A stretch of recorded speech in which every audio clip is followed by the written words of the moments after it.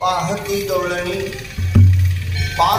गवळणी तवती पालथी दुधाणी म्हणती नंदाची आपुरे आजी चोरी केली खरे तया वीण नासी नभे दुसरिया ऐसी म्हणती नंदाची आपुरे आज चोरी केली खरे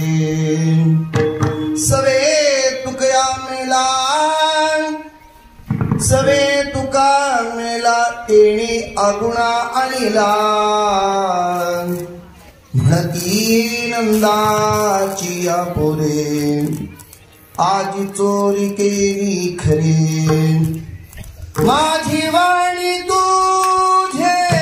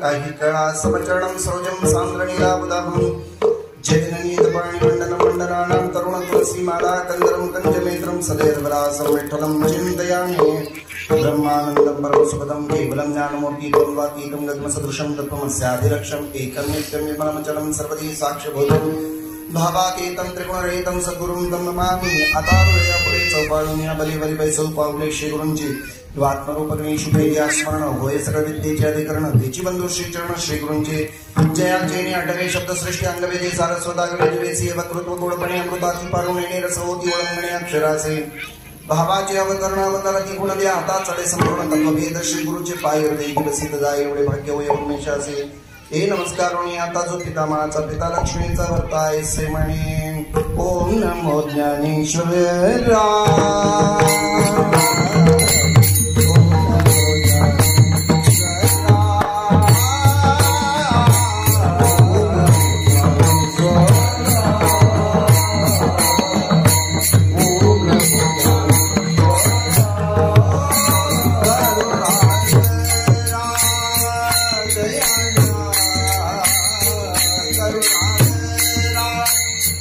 दया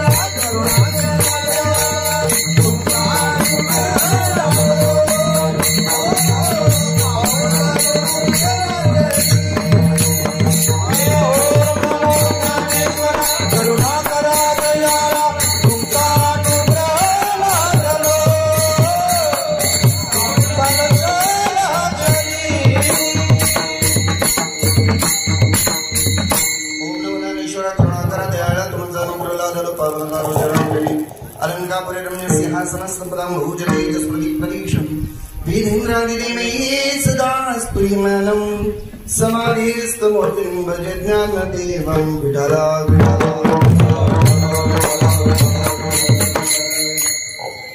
उपस्थित प्रेमळ संत सज्जनो हो, आपणा सर्वांच्या तत्वचिंतन कृत्य कार्यक्रमाच्या अंतर्गत नियोजित वेळी नियोजित सेवेअंतर्गत निवडलेला अभंग देऊची सुप्रसिद्ध साधू जगतवंते जगपुरुष श्रीमंत तुकोबाराय यांचा 4 चरणाचा काला या प्रकरणातील असलेला सुंदर असा अभंग, ज्याच्यामध्ये आध्यात्मिक विचारांनी परिपूर्ण असलेला भगवान गोपाळ कृष्णाच्या आगमनानंतर गोकुळामध्ये झालेल्या परिवर्तनाचा विचार आजच्या अभंगामध्ये नमूद केले. चिंतन का कुणाच्या तरी आगमनाने काहीतरी परिणाम निश्चित होतच असतो, परंतु भगवंताच्या आगमनाने नेमकं काय झालं ते आज आपल्याला गोकुळातून पाहायचं. भगवान परमात्म्याने चोरी केली असा जरी निर्देश असेल, तर चोरी केली ती नेमकी कोणती केली, कोणाची केली, कशी केली, त्याच्या परिणामाने तुकोबाराय आजचं चिंतन करतात. जो परिणाम झाला भगवान परमात्म्याच्या आगमनानंतर भगवंताची चोरी, हा एवढाच निर्णय आपल्या समोर आहे. भगवंताने चोरी केली. तसं तर निषिद्ध कर्म, चोरी म्हणजे निषिद्ध कर्म आहे, शास्त्रबाह्य कर्म आहे. मग परमात्म्याने ती चोरी का केली? मला असं वाटतं, गोकुळातली झालेली चोरी आपल्याही घरी व्हावी अशी माझी इच्छा आहे. तुम्हाला काय वाटतं? घाबरला? देव पैसा अडका घेऊन जात नाही. भगवान परमात्मा जी चोरी करतो, ती चोरी जी गोकुळात गवळणींची झाली, ती चोरी आपल्या घरी जर झाली ना, तर तुकोबारायांनी एक वाक्य फार सुंदर किंवा एक शब्द फार महत्वाचा घातलाय. आज चोरी केली खरे, खरी चोरी म्हणतात तिला. खरी चोरी म्हणजे बाकीच्या चोऱ्या खोट्या आहेत. खोट्या वस्तूची चोरी ही खोटी असते आणि खऱ्या वस्तूची चोरी ही खरी असते. परमार्थामध्ये ज्या महत्वाच्या गोष्टीचं चिंतन सांगितलं झालंय, अंतःकरण चतुष्ट ज्याला म्हणतात, मन, बुद्धी, चित्त आणि अहंकार. मन, बुद्धी, चित्त, अहंकार या परमात्म्याने परमार्थाला आवश्यक असलेलं जे चित्त आहे त्याची चोरी केली. चित्त चोरीले नंदाच्या नंदने. कशाची चोरी केली हो? चित्ताची चोरी केली आणि मनाला मोहित केलं. परिणाम नीट आहे का?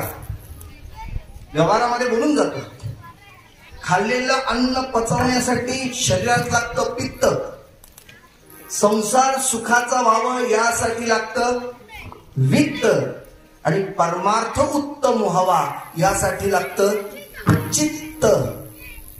त्रिवेणी संगमी नाना तीर्थे भ्रमी. पुढे चित्त नाही नामी तरी ते व्यर्थ. म्हणजे महत्वाचं जर काय असेल तर चित्त. या परमात्म्याने या 4 अंगापैकी या चित्ताची चोरी केली. म्हणजे तुकोबारायांना सुद्धा त्या सद्गुरु माऊलीने सांगितले, तुप पावशेर. किती मागितलं? पावशेर म्हणजे 4 भागातला 1 भाग म्हणजे चित्त मागितलं. हे महत्वाचं आहे.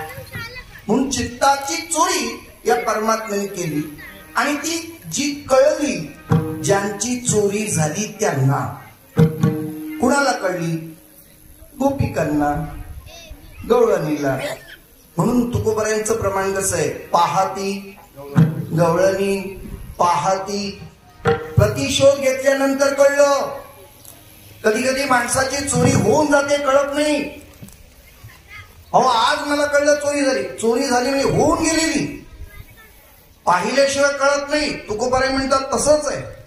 या गोपिकांनी या गवळणींनी पाहिली तेव्हा त्यांच्या लक्षात आलं, पहा ती गवळणी काय ज्याच्यात साठवलं होतं ती भांडी काय झाली होती, पालथी घातली होती. पहा ती गवळणी तवती पालथी दुधाणी. दुधाणी कळतं ना आपल्याला, तुम्ही सगळे दूध घालायचं आहात तिकडे पुढे सगळं जे भांड साठवण्याचं असतं हे भांड सगळं पालथं घातलेलं दिसलं. मग त्या गवळणी विचारायला करू लागल्या, हे कसं काय घडलं असेल. कडी कुलूप जसंच्या तसं आहे आणि आतला माल मात्र संपलेला आहे. पण नुसता संपला नाही तर भांड सुद्धा काय करून ठेवले, पालथं घातले. तुमच्या जुन्या लोकांना त्याचं ज्ञान असेल, आता नवीन लोकांना कळणार नाही. आमच्याकडे त्याला भिंतीमध्ये जे कपाट असायची त्याला आमच्याकडे फडताल म्हणायची. तुमच्याकडे काय भिंतीतल्या कपाटानं काय असेल तुमच्या शब्दात तुम्ही घ्या. ते भिंतीमध्ये असतात. फक्त वरून बाजूला धडप असते, आतमध्ये सगळा माल आत असतो. ही पूर्वीचा काळ होता. ती कुलूप लावून फडताळामध्ये काही वस्तू संग्रहित केल्या जायच्या. त्याच गवळणीने उठून पाहिलं तर तवती पालती दुधाणी. मग अनुमान काढला, ज्याची अशी चोरी केली असेल ती चोरी करणारा कोण असला पाहिजे. म्हणती सगळ्या जण म्हणायला लागले, म्हणती कोण, नंदाची या पोरे. या नंदाच्याच पोरानं ही चोरी केली असेल. आज ही चोरी केली खरे, त्यांनी चोरी केली. काहींनी अनुमान काढला, तो कसा येईल, तो एवढा लहान आहे, तो इथपर्यंत पोहोचेल कसा. ज्या जाणत्या होते की नाही कोण गवळणी, त्यांनी सांगितलं तो कसा आहे आम्हाला माहितीये, तो कसा आहे तो आम्हाला माहितीये. तया वीण नासी नवे दुसरी आईसी. त्याच्याशिवाय अशी चोरी कोणालाही करता येणार नाही. त्यांनी म्हटलं ठीक आहे, चोरी झाली मान्य आहे, पण चोराला काय माहित गावात कोण श्रीमंत आणि कोण गरीब. म्हणजे आपल्यातला कोणीतरी तिथं भेटला असेल, त्याला सांगणारा कोणी भेटला असेल, त्या चोराला या गावचा पत्ता दाखवलाच कुणी. मग शिव्या देऊन तुकोबारायन ते स्वीकारलं. सवे तुका मेला. तो आला ना, या तुकोबारायच्या सोबत आला. मेला ही शिवी आहे बरं का. तुमच्याकडे म्हणण्याची पद्धत आहे का, मेला कुठं गेलाय काय माहिती, शिवी आहे. तुकोबारायनी ती जशीच्या तशी स्वीकारली. सवे तुका मेला. कारण मेल्याशिवाय जाता येत नाही आणि मेल्याशिवाय परत येता येत नाही. आता आहात तर मेल्याशिवाय आपल्याला इथून जाता येत नाही आणि मेल्याशिवाय परत जन्माला येता येत नाही. चुकीचं काहीच नाही, हे मृत्यू लोकच आहे. सवे तुका मेला तेणे अगुणा आणिला. जो अगुण रूप परमात्मा आहे, ज्याला गुण नाही, असा अगुण असलेला परमात्मा त्याला इथं आणला. त्यांनी ही चोरी केली म्हणून आज आपण हे पाहतो. विठाला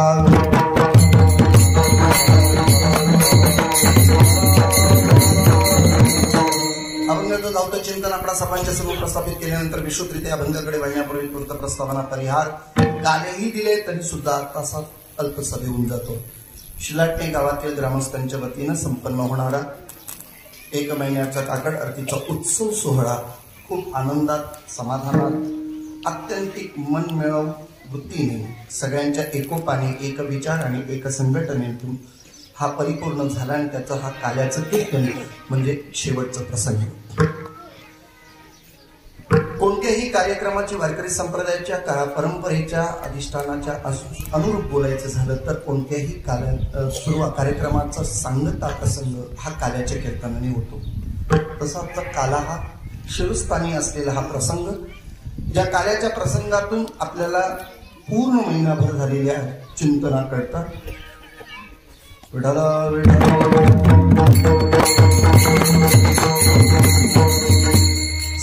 समारोपाकडे जाणारी ही वाटचाल आणि आजच्या चिंतनाकरता उपस्थित असलेले सगळे मान्यवर मग गायनाचार्य, मृदुंगाचार्य, कथा कीर्तनकार, प्रवचनकार मंडळी, ज्यांनी ज्यांनी या कार्यक्रमामध्ये सहभाग घेतला ते दानशूर व्यक्ती, ज्यांच्या योगदानातून, उपस्थितीतून संपूर्ण काकड आरती परिपूर्ण संपन्नतेकडे गेली, त्या सर्वांना लहान थोर आबाल वृद्ध या सगळ्यांच्या एकोप्यानं कार्यक्रमाचा हा सांगता स्वरूप आणि त्यासाठी अभंगाचं चिंतन मी लगेच अभंगाकडे येतो. मी आता विस्तार करत नाही, कारण मर्यादित वेळेमध्ये कार्यक्रम सेवेला परिपूर्ण करायचंय. काल्याचं कीर्तन म्हटलं तर कमीत कमी 4 तास तरी पाहिजे, पण आपल्याकडे राहिले फक्त आता 1 अर्धा पाऊण तास. मी विचार करेन जितका होईल तेवढा लवकर करण्याचा प्रयत्न करतो. मी पाऊण तासाचा विचार करून मी पुढे कार्यक्रमाला प्रवृत्त होतो. आजचा जो काल्याचा अभंग आहे, काल्याचा प्रसंग आहे, गोकुळातला आहे. गोकुळातलं काय आहे, कसं आहे, गोकुळातल्या काही गोष्टी आहेत त्या दिसायला दृश्य स्वरूपाने आपल्या समोर असल्या तरी त्याच्यामध्ये अध्यात्म भरलेलं आहे. मी काय का बरं, सर्वसाधारण कोणताही शब्दाचा शब्द उपयोग, वाक्प्रचार किंवा शब्द प्रयोग करून आम्ही त्याचा अनुमान काढता येत नाही. भगवंतानी चोरी केली तर का केली त्याला अध्यात्म आहे. भगवंतांनी लाह्या किंवा काल्याचा प्रसाद किंवा काला केला त्याला काय कारण असेल तर त्यालाही अध्यात्म आहे. भगवंतांनी गायी राखल्या का राखल्या तर त्यालाही अध्यात्म आहे. प्रत्येक गोष्टीचं जर चिंतन केलं तर प्रत्येक अध्यात्म तत्वाने भरलेले हे काल्याचा प्रसंग आहे. भगवान परमात्मा ज्याचं परिपूर्णतेचं रूप आपण जर बघायला गेलं तर सगळ्यांचं देवाणघेवाण परिपूर्ण करणं, सगळ्यांचा हिशोब की तो देणं हे भगवान कृष्णाचं काम आहे. आणि भगवान कृष्णाला पूर्णतम अवतार मानलं जातं. ऐका बरं का, गर्ग संहितेमध्ये 6 त्याचे प्रमाणक सिद्धता सांगितली. अंश, अंशांश, कला, आवेश, पूर्ण आणि पूर्णतम असे भगवंताच्या ज्या केल्याच्या मार्गाचा विचार सांगितलं.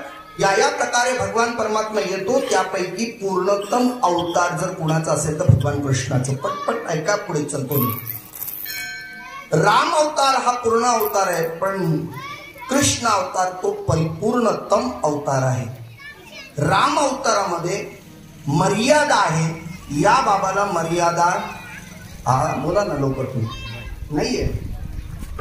रामप्रभू अवतारामध्ये किंवा इतर अवतार देवाचे जेवढे जेवढे झाले त्या अवतारात जेवढ्या जेवढ्या गोष्टी अपूर्ण होत्या त्या पूर्ण करण्याची जबाबदारी जवळजवळ कृष्ण अवतारामध्ये परिपूर्ण केला आहे. 1-2 उदाहरण तुमच्या समोर दाखल करतो म्हणजे तुमच्या लक्षात येईल कुणाला पूर्णत्व आणि कशा पद्धतीचं पूर्णतम अवतार झाला या गोष्टीचा विचार लगेच करू. बेठाला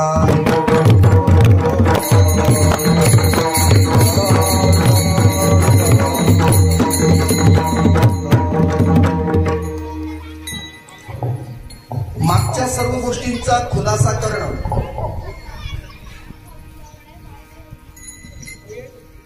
त्या गोष्टी आपल्यापर्यंत पोहोचवायचे. फक्त मी 1-2 अंशतः तुम्हाला सांगून जातो. भगवान कृष्णाने या सगळ्या गोष्टी परिपूर्ण कशा केल्या. काल्याचा प्रसंग आहे म्हणून त्या गोष्टीचा विचार मी तुमच्या पुढे मांडतोय. ऐकून ठेवा. काल रामायण आपण बोलून गेलो. या रामायणामध्ये लंका विभीषणाच्या हातात दिल्यानंतर भगवान परमात्मा सगळ्या वानर सेनेला घेऊन अयोध्येत आले. सगळेजण त्यांचा अल्पोपार श्रमपरिहाराचा कार्यक्रम, त्यांचं आगत स्वागत, त्यांचं मान सन्मान प्रत्येकाला दिला गेला. मारुती रायाला सोडून कुणाला म्हणजे बाकी सगळ्यांचा मान सन्मान केला गेला. मारुतीला देत असताना परमात्म्याला प्रश्न पडला, काय द्यावे त्यासी व्हावे उतराई ठेवी तो हा पायी जीव थोडा. कारण या संपूर्ण रामायणामध्ये मारुतीचं एक कॅरेक्टर म्हणा किंवा तो पात्र आहे ते तितकं उत्तम आहे. सर्वांना साह्य जर कुणाचं असेल तर मारुतीचं. म्हटलं तर बघा, विचार करू. आता मारुतीला काही दिलं नाही, परंतु श्रमपरिहाराचा कार्यक्रम म्हणून जेवणाची व्यवस्था होती. जेवणाची पंगत बसली, सगळे वानर जेवायला बसले. आता मी एक वाक्य बोलून जातो, थोडंसं लावून घेऊ नका, पण बोलून जातो. एकदा का माकडं जेवायला बसायचं म्हटलं तर माकडं जेवायला बसली असतील, त्यांना जर आदेश दिला असेल पानावर बसा, कुठं बसले असतील? कुठं बसले असते? ते पानावरच बसले. अरे पानाच्या बाजूला बसायचं असतं आणि भोजन करायचं असतं. कोणी पानावर बसलं, कोणी पानाकडे पाठ करून बसलं, कोणी पानाच्या उलट्या दिशेला बसलं. कसं बसं त्यांना रांगेत बसवलं. बरं पदार्थ टाकला रे टाकला की बोलून चालून ते कोण आहे? माकड. म्हणजे लोणचा आला लावलं तोंडाला, पापड आला खाल्लं सुरुवात. बघायचं असेल तर आता कीर्तन झाल्यावर बघा. सर्व पदार्थ वाढून झाल्याशिवाय, देवाचं नामस्मरण केल्याशिवाय अन्नाला स्पर्श करू नये, जेवू नये असं म्हटलं जातं. पण बोलून माकडच. बिचारी ती माकडं जेवायला बसली. काय जेवायला बसण्याचं काय? ती असं म्हणतात बाबा विनोदाने, एक भोकर तुमच्याकडे आहे का? ते भोकराचं लोणचं केलं होतं. एकाने ते भोकर घेतला, असं हातात दाबलं की टचकन बी उडाली. ते माकड म्हणतो की तुला इतकीच उड्डाण करते, मी त्याच्यापेक्षा ते बसल्या जागेवर उडी मारली. त्या भोकराने जेवढी उंची गेली होती त्याच्यापेक्षा जास्त देऊन दुसऱ्याच्या मांडीवर पडलं. जे गप्प बसतं का तेही उड्या मारायला, जेवायला बसलेले सगळेच उड्या मारायला. राम प्रभू विचार करतायत, यांना जेवण द्यायचं मनात आणलं, यांना श्रमपरिहाराचा कार्यक्रम करायचा, पण यांना जेवता येत नाही. काय करावं बरं, कसं जेवायला घालावं? देवाची इच्छा नीट ऐका सगळं, अपूर्ण राहिली. इच्छा होती भोजन घालायचे पण देता आलं नाही. माकड पशु योनीमध्ये आहेत.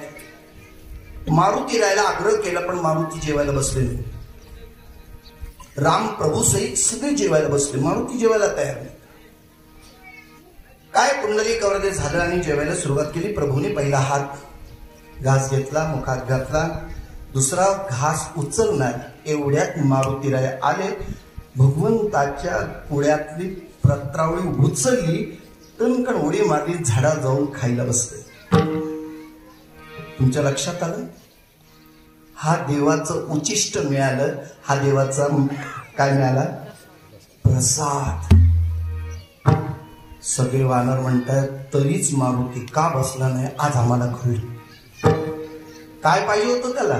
देवाचा प्रसाद पाहिजे होता. आणि खरंय सांगू तुम्हाला, प्रसादे सर्व दुःखानां हानिरशोपजायते. सर्व दुःख निवृत्ती जर कशाने होते तर प्रसादाने. प्रसाद शब्दाची व्याख्या तुमच्या समोर मांडू का? लगेच तुम्हाला कळेल. घरात बनवतात त्याला शिरा म्हणतात. घरात बनवतात त्याला रवा म्हणतात. हॉटेलमध्ये जाऊन खातो त्याला शिरा म्हणतात. आणि सत्यनारायणच्या पुढे मिळतो त्याला काय काय मटेरियल सर्वीकडे सारखं आहे की नाही? घरात बनवतो त्याला रवा म्हणतात, हॉटेलमध्ये शिराय लागतं म्हणून त्याचं नाव शिरा. आणि देवाच्या सत्यनारायणच्या पुढे प्रसाद का हो? ते जास्तही मिळत नाही, वाटीवर मिळत नाही, बशीवर मिळत नाही, डिश भरून मिळत नाही, ताट भरून मिळत नाही, मिळतं एवढंच. पण तुला प्रसाद मिळतो. काय गोड असेल, काय त्याचा स्वाद असेल. प्रसाद का? तर त्याचं कारण नीट ऐका. देवाला समर्पण केलं की शिल्लक राहतं त्याला म्हणतात प्रसाद. भगवंताचा स्पर्श झाला की त्याला म्हणायचं प्रसाद. म्हणून कोणतंही नैवेद्य आम्ही देवाला द्यायचं झालं, तुळशीपत्र ठेवतो, भगवंताला समर्पण करतो आणि उरलेला शेष भाग म्हणून प्रसाद म्हणून ग्रहण करतो. मारुतीरायांनी प्रसाद घेतला. बाकी वानरांनी सांगितलं देवा आम्हाला हा प्रसाद पाहिजे. प्रभूंनी सांगितलं मर्यादा पुरुषोत्तम आहे, मी आता जेवणार नाही, पण जेव्हा जेवेन त्यावेळेला मात्र तुम्हाला प्रसाद दिल्याशिवाय राहणार नाही. तेच वानर राम अवतारातले, पण पुढच्या अवतारात बोला लवकर आता कोण झाले सगळे? गोपाळ. आणि तोच प्रसाद काल्याचा त्यावेळेला देता आला नाही, तो या अवतारात दिला. विठाला बरोबर आहे की नाही? म्हणजे वसुली म्हणतात ना, आणि सगळं देऊन टाकायचं, मोकळं करायचं, कुणाचा बॅलन्स ठेवायचं नाही. कृष्ण अवतार हा असा आहे. अजून एक मुद्दा सांगतो तुम्हाला. ऐरावण मैरावण यांनी राम लक्ष्मणाला चोरून नेलो. तिथं मारुतीराय आले, देवी जवळनं त्यांची सुटका करून घेतली. ऐरण मैरावणचे युद्ध झालं. राम प्रभू युद्धात जोडले गेले, पण मैरावण मारायला तयार नाही. त्याचं कारण जो भुंगा होता किंवा जे भुंगे होते ते वर जायचे, स्वर्गातून अमृत आणायचे आणि त्याच्या रक्तात टाकायचे, तो पुन्हा जिवंत व्हायचा. आता हा जिवंत होतोय आणि पुन्हा युद्ध होतंय. युद्ध तर संपलं पाहिजे, पुढे कार्य बहुत करायचं आहे. मारुती रायाच्या लक्षात आलं आणि मारुतीने विचार केलं की या मैरावणाचा मृत्यू जर कोणाकडे कसा असेल तर त्याच्या बायकोलाच माहिती असेल.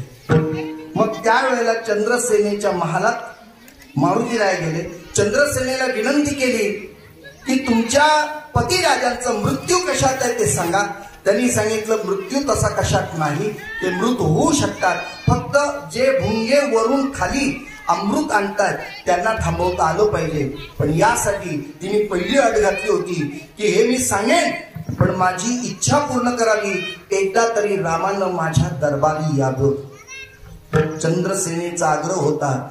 मारुतीराय विचार करतायत मर्यादा पुरुषोत्तम राम चंद्रसेनेच्या महाली जातील कसं, पण जर युद्ध थांबवायचं असेल, याला मृत करायचंच असेल, मारायचं असेल तर हा निर्णय घ्यावा लागेल.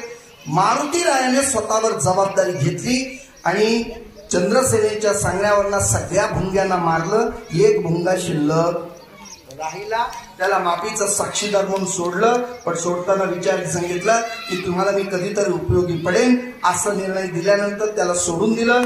मारुतीरायाने सोडून दिल्यानंतर तो भुंगा बाजूला गेला.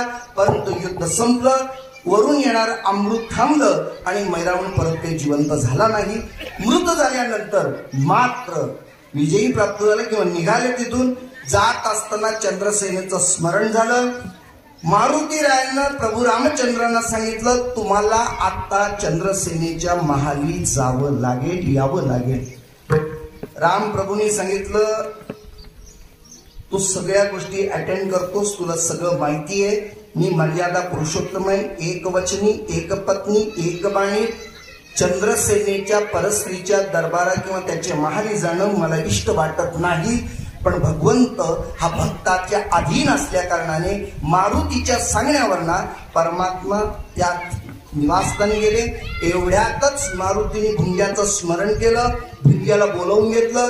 चंद्रसेनेनं जो पलंग सजवला होता भुंग्याला आदेश दिला पूजा आटपेपर्यंत पलंगाचं विध्वंस करायचं आणि चंद्रसेनेला सांगून ठेवलं होतं प्रभूला मी तुझ्या दारात आणेन, पण प्रभूचा अपमान झाला तर त्याच पावली घेऊन जाईन, असा निर्णय दिल्या कारणाने चंद्रसेनेनं पलंग सजवलेला होता. भगवंताच्या आरती करता ती बाहेर आली. भगवंताचं पादक्षालन झालं, भगवंताला ओवाळलं गेलं आणि आतमध्ये प्रवेश केल्यावर पलंगावर बसायला सांगितलं. आपल्या सगळ्यांना माहिती असेल भुंग्यानं त्याचं काम केलं. पलंगावर बसल्या बसल्या पलंग मोडला. मारुतीरायानं सांगितलं मी वचन दिलं होतं देवाला तुझ्या दरबारात आणेन, आणल्यानंतर त्याचा अपमान झाला तर त्याच पावली घेऊन जाईल. चंद्रसेनेनं सांगितलं देवा भक्ताचं अंतःकरण जाणणार आहेस, हे तू काहीतरी वेगळ्या पद्धतीचा निर्णय घेतला असेल, पण माझी इच्छा तुला पूर्ण करावी लागेल.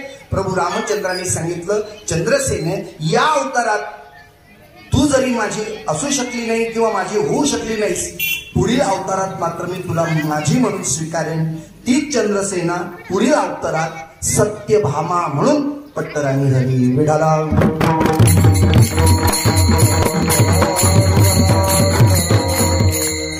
असे कितीतरी उदाहरणं आपल्याला सांगता येतील, कितीतरी उदाहरणं जी भगवान परमात्म्याने त्या काळातली घेतली होती पण त्यांना देता आलं नाही, ती या काळात परिपूर्ण केली. असा कृष्ण अवतार आहे. भगवंताच्या आनंद अवतारांपैकी हा कृष्ण अवतार असा अविस्मरणीय आहे आणि अगदी लोभसवाणा आहे. अशा या अवतारामध्ये गोपिकांचा विचार आपल्या समोर गायला जातोय. त्या गोपिका पहिल्या कोण होत्या याचा पहिलं विचार करू, मग अभंगात प्रवेश करू. विठाला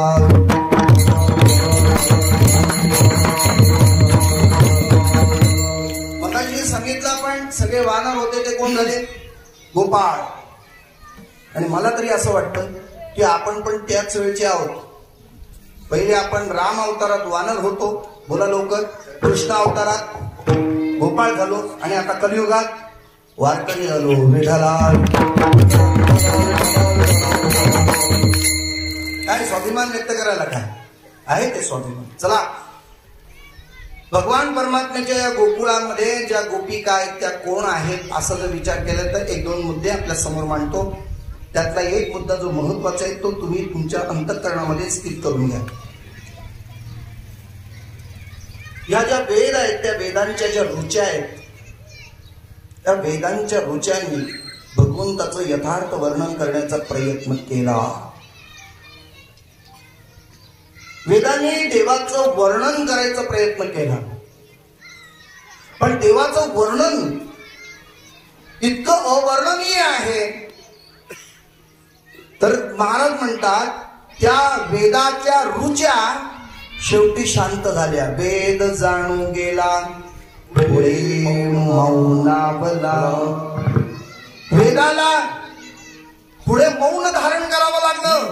वेदाला काही सांगता आलं नाही. इतकंच नाही, श्रुती नेती नेती म्हणती गोविंद रे. श्रुतीला देवाबद्दल काही बोलताच आलं नाही. कसं? वेदासी बाई कळलेची नाही, शेष शिणला झाल्या द्विसहस्र जिव्हा जिव्हा, देव का हो विटेवरी उभा. वेदाने प्रतिपादन केलं, बोलण्याचा प्रयत्न केला. आम्ही हरिपाठात म्हणतो चौवेद जाण साई शास्त्री साई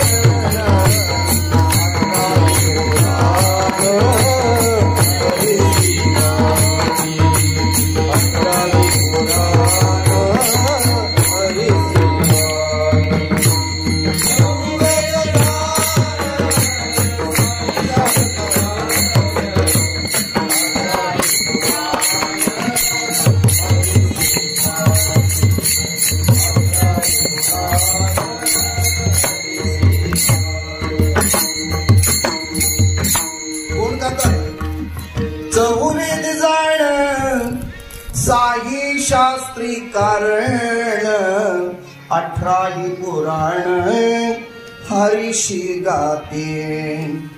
मी तुम्हा सगळ्यांना विचारतो, नुसतं गाऊन समाधान मिळेल का? मी विनोद नाही करत आहे, पण विचारतो, नुसतं गाऊन समाधान मिळेल का? नसेल तर तुमच्या समोर उदाहरण ठेवतो. आता तुम्ही मला सांगा, समाधान मिळालं तर हो म्हणा, नाही मिळालं तर नाही म्हणा. चला, एक जेवणाचं ताट आहे, पंचपक्वान्न त्यामध्ये समाविष्ट आहे आणि या पंचपक्वान्नाचं ताट तुमच्या टेबलावर ठेवलेलं आहे आणि तुम्हाला सांगितलं याचं वर्णन करा. काय करायचंय? ऐकताना तुम्ही सगळे माझ्याकडे लक्ष ठेवा. काय करायचंय? त्याचं वर्णन करायचं. काय काय आहे, कसं कसं आहे, त्याचं वर्णन करायचं. तुम्हाला जर एकच विचारतो, किती वर्णन केल्यानंतर तुमचं पोट भरेल? आता तरी बोला. तुमचं लक्ष नाही माझ्याकडे. किती तास ताटाबद्दल बोलल्यावर पोट भरेल? काय म्हणणं आहे तुमचं? तुम्ही मनातल्या मनात म्हणाल, अहो ते ताटाचं वर्णन राहू द्या, पहिली चव बघू द्या कसं. अरे वडी कशी झाली आहे, पापड कसं आहे, काय कसं आहे, त्याची भारी खाल्ल्याशिवाय कळणार आहे का? नुसतं वर्णन करून पोट भरेल का? महाराज तसंच वेदाचं झालं. वेदाचं असंच झालं. वेद विचार करतोय, देवाचं वर्णन करतोय, पण न इति न इति नेती या शब्दाचा विग्रह न इति म्हणून नेती. असा नाही, असा नाही, असा नाही. मग कसा? नाही सांगता आलं वेदाला. मग वेदच देवाजवळ गेला आणि देवाला सांगायला लागलं, देवा तुझं तोंडभर स्तुती केली रे, पण तू कसा आहेस ना तो नाही रे कळला. तू आम्हाला कळावा अशी आमची इच्छा आहे. ऐका नीट, वेद म्हणतोय तू कसा आहेस ना तो आम्हाला कळावा. कसं कळेल? देवा असं काय करावं लागेल तर मी तू आम्हाला कळशील. वेदाला सांगितलं देवाने, तुम्हाला मला जाणण्याकरता भक्त व्हावं लागेल आणि माझं भक्त होऊन मृत्यू लोकात तुम्हाला गोकुळात यावं लागेल. तेव्हा मी कसा आहे तो तुम्हाला यथार्थ नाही कळला.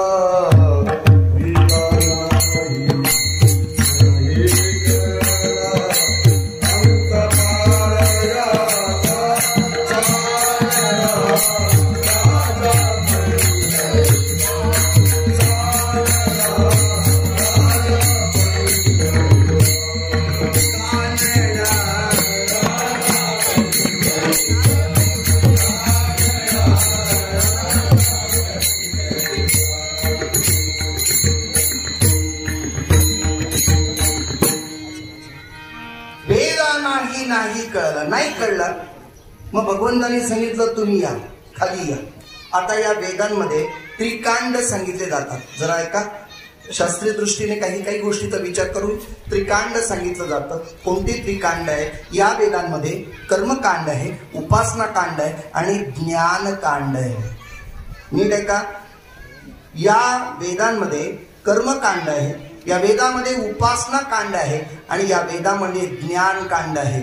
या तीनही कांडाच्या 3 भूमिका व्यक्त करणाऱ्या या गवळणी या गोकुळात अवतीर्ण झाल्या. आता लक्षात येते कोण आहेत त्या? वेदाच्या ऋचा. त्या काय झाल्या? गोकुळात गवळणी म्हणून आल्या. गवळणी म्हणून येताना त्या कशा आल्या तर 3 कांडांचा अभ्यास करा, मग आपल्याला कळेल. या स्त्रियांमध्ये, या मुलींमध्ये किंवा स्त्री महिला वर्गांमध्ये त्रिकांड आपल्याला पाहायला मिळतात. एक, ती एकतर सून असते, दुसरी सासू असते, नाहीतर तिसरी लेक असते. लेक, सून, सासू क्रम कसाही द्या, पण अशा पद्धती त्रिकांड आहेत. याच गवळणी अर्थात त्याच वेदांच्या ऋचा या गोकुळात अवतीर्ण झाल्या. गोकुळात आल्यानंतर त्यांच्या आगमनानंतर परमात्म्याचं आगमन झालं आणि भगवंतांनी या गोकुळातल्या या त्रिकांड असलेल्या या गवळणींच्या उपासनेचा, कर्माचा, ज्ञानाचा वाढलेला स्तव पाहिला आणि तो स्तर कमी करण्याकरता भगवंताला काही लीला करावी लागली. आता ऐका, कर्मकांडाने कर्म केलं की कर्मकांड माणसाला एक अहंकार निर्माण करतं ना. कर्मामध्ये सुद्धा अहंकार निर्माण होऊ शकतं. मी केलं म्हणून म्हणता येईल. निर्जला एकादशी करता का कोण आपल्यापैकी? निर्जला एकादशी तुम्ही नाही करत. 24 एकादशी पैकी एक एकादशी निर्जला आहे. त्याच्यामध्ये जल सुद्धा ग्रहण करायचं नाही. ती फक्त भीमासाठी सांगितली आहे. केलं तर आपण तर काही हरकत नाही, आम्ही करतो म्हणून तुम्हाला बोलतोय. 24 तास आपल्याला काही अन्न पाणी सुद्धा ग्रहण करायचं नाही. निर्जला एकादशी. पण ती जरी एखाद्याने केली ना तरी तो नुसता कर्माचा गवगवा सांगतो. निर्जला आहे आज, 100 वेळा सांगून मोका होतो निर्जला आहे. म्हणजे काय झालंय, कर्म करायचं गेलं ना तरी सुद्धा अहंकार येतो, कर्माचा मद त्या निर्माण होतो. बरीच माणसं आपल्या कर्माचा भाग समोर गातात. जरा ऐका, आम्ही कीर्तनकार मंडळी आम्ही जेव्हा जातो, एखाद्याच्या घरात उतरतो, बिचाऱ्यांचं घरामध्ये राहिलं, म्हणजे आमचे आजचे सरपंचकडे नाही बरं का, बाकीच्यांचं मी बोलतोय की त्या माणसं मग तो माणूस मला सांगतो, महाराज हे बघा, हे आमची बेडरूम, हे आमचं डायनिंग टेबल, हे आमचं किचन, हे आमचं बाथरूम वगैरे वगैरे वगैरे सगळं दाखवतो. बघा हे सगळं हा बंगला आहे ना, तो इथं बापाचा काही नाही. काय कळतं का तुम्हाला? इथं बापाचं नाही. हे कुणाचं आहे? एका पठ्ठ्यानं फक्त सगळं अंगावरच्या कपड्यातून बाहेर पडलो. कर्म कळतंय ना तुम्हाला? काय म्हणतो? इथं बापाचं काही नाही. इथून तिथपर्यंत जमीन डोक दिसत नाही, तिथपर्यंत जेवढी जमीन आहे ती कुणाची? माझी. गाडी माझी, बंगला माझा. याच्यात बापाचं बोलत चला तुम्ही लवकर. बापाचं काय नाही. हा तरी बापाचा आहे की नाही? बापाचं काय नाही. तर जे कमवलंस ते तरी तू तरी बापाचा आहेस की नाही? का बिन बापाचा असू शकतोस? कल्पना करा. कर्मकांड, माणसा कर्माने सुद्धा अहंकार निर्माण होतो. त्यानंतर ज्ञानाचा सुद्धा अहंकार निर्माण होऊ शकतो आणि उपासनेतून भेद निर्माण होऊ शकतं. या त्रिणी कांडातल्या या गवळणी म्हणजे या गोकुळातल्या गवळणी आहेत त्या कोणी लेकी कोणी सुना, कोणी एके स्वतंत्र, कोणी एके स्वतंत्र. कोणी लेकी कोणी सुना, कोणी एके स्वतंत्र. लेक आहे, सून आहे आणि सासू आहे. आता ही सून स्वतंत्र आहे का याचा विचार करून या गोकुळामधल्या भागामध्ये जायचंय. आपल्याला पाहायला मिळेल या 3ही गवळणी ज्या ठिकाणी राहतात त्या घरामध्ये काही परिवर्तन दिसलं आणि भगवंताच्या परिवर्तनाचा पहिला विचार दृढ झाला. ते दृश्य आपल्या समोर जगद्गुरु तुकोबारांनी साकारलं अभंगाच्या पहिल्या चरणात.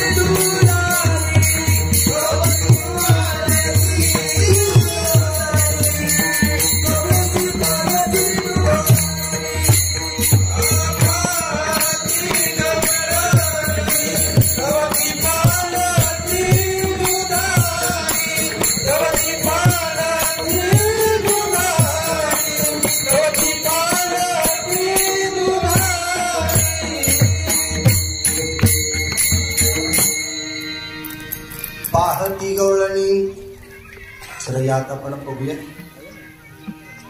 जगद्गुरु तुकोबारायांचा अभिप्रेत अर्थ कसा आहे तो जरा बघू.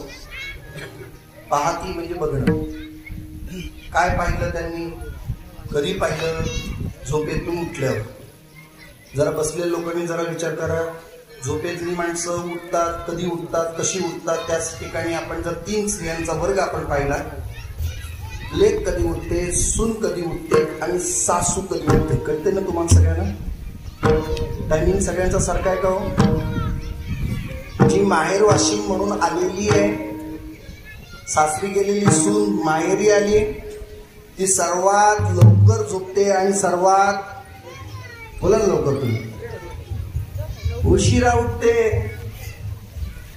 समजा उठवायला गेलं कोणी तर आई बोलते, हे कोणत्या राहू दे, सासूरवास झालाय तिला, 4 दिवस माहेरी आली तर झोपू दे तिला, झोपू दे. 10 वाजले तरी झोपू दे. सून कधी उठावी? बोला लवकर. आता सुनेनं कधी उठायला पाहिजे? 11 वाजता घरातूनच जावं लागेल. सगळ्यात उशिरा झोपावं आणि सगळ्यात लवकर उठावं सून. आणि सासूने मनाला येईल आता कळलं तुम्हाला? आता याच्यातली लेक कोण, याच्यातली सून कोण, यातली सासू कोण, याचा विचार लगेच करू. विठाला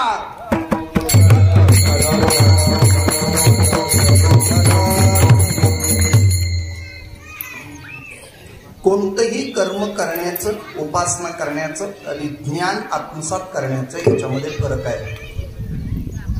नीट आहे का? उपासना स्वतंत्र आहे. उपासना स्वतंत्र आहे. कोणतीही करा, कोणत्याही देवाची पूजा करू शकता, स्वतंत्रता आहे. कोणताही उपवास करू शकता, स्वतंत्रता आहे. कोणतीही दिंडी तुम्ही किंवा कुठल्याही दिंडीत जाऊ शकता, स्वतंत्र आहे.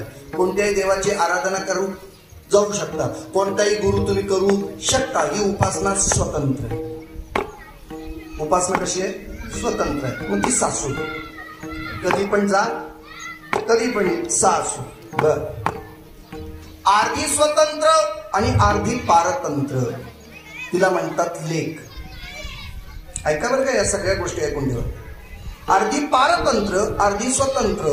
माहेरी असताना स्वतंत्र आणि सासरी गेल्यावर पारतंत्र. जी लेक आहे ती सासरी गेली तर ती पारतंत्र आहे आणि माहेरी आल्यावर स्वतंत्र. म्हणजे काही स्वतंत्र आणि काही पारतंत्र आहे. मग महाराज म्हणतात ते काय असेल तर ती कोण असेल, ती सून आहे. तुमच्या ताब्यात काहीच नाही आहे, तिला स्वतंत्र तेव्हाच असतंय. बर, दुसरं महाराज म्हणतात काही आहे ते पूर्ण पारतंत्र्य, जिला म्हणतात सून. सून कशी आहे? पूर्ण पारतंत्र्य. तुम्हाला निर्णय करता येत नाही. सून ज्या ज्या आहेत त्यांना विचारा, घरात भाजी कोणती करायची ते कुणाला विचारायला लागतं? तुमच्याकडे पण अशीच पद्धत आहे. किती भात घालायचं कुणाला विचारायचं? सासूला. भाकरी करायची की चपाती करायची कुणाला विचारायचं? म्हणजे सर्व गोष्टी पारतंत्र्यात आहे. कुठली गोष्ट घराच्या बाहेर जायचं झालं तरी जाऊ का प्रश्न विचारायचा, उत्तर मिळालं तर पाऊल टाकायचं, नाही तर योग्य नाही.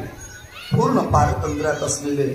तसं या ठिकाणी जर विचार केला तर ज्ञान अर्ध स्वतंत्र अर्ध पारतंत्र्यात. मिळवण्याकरता स्वतंत्र आहे, किंबहुना ते मिळवण्याकरता पारतंत्र्य आहे, मिळाल्यावर स्वतंत्र आहे. तनु मनु जीवे चरणासी लागावे, अगर्वता करावे दास्यत्व सकळ. मिळवताना तुम्हाला पारतंत्र्य आहे, पण मिळाल्यानंतर त्याचा वापर तुम्ही करू शकता. हा स्वतंत्रता आहे.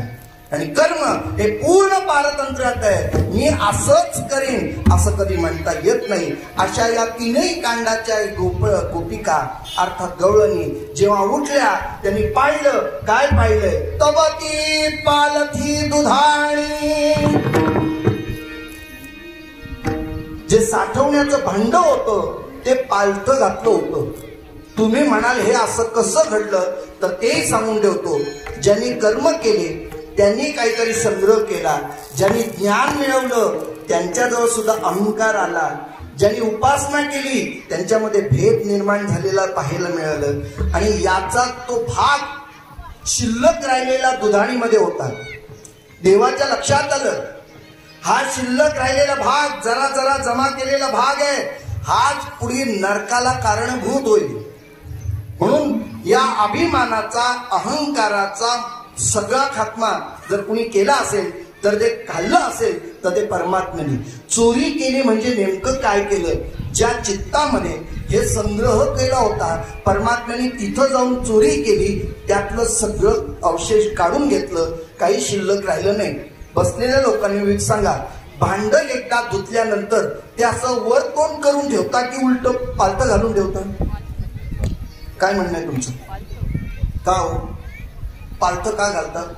की ते रिकाम आहे ही त्याची जाणीव आहे, रिकाम आहे त्याची ओळख आहे, म्हणून पालतं घालणं म्हणजे नीट लक्षात घ्या बरं का. दुसरं म्हणजे त्यात अन्य इतर गोष्टी पडू नये, कचरा आत जाऊ नये, पाणी आत जाऊ नये, म्हणून त्या शुद्ध व्हाव्या, चांगल्या व्हाव्या म्हणून पालथी घातली जातं. आतापर्यंत असं कधी घडलं का हो? चोरी करणाऱ्याने चोरी केली आणि भांडी पालथी घालून ठेवली असं होतं? एखादी मांजर असेल, कुत्रा असेल, त्यांनी जर दही दूध तूप खाल्लं असेल तर तो भांड किंवा ती काय असेल दुधाणी ती उलटी करून ठेवतो का? नाही. याचा अर्थच असा झाला की जेव्हा भांडी रिकामी दिसतायत, आतलं मटेरियल गेल्याची भावना निर्माण झाली, तेव्हा मात्र लक्षात आलं हे काम दुसरं कोणी करू शकणार नाही. मग सकाळपासून कोण आला होता याचा प्रतिशोध घेतला, तेव्हा लक्षात आलं कृष्णाशिवाय दुसरं कोणीच नाही. अभंगाचं द्वितीय चरण.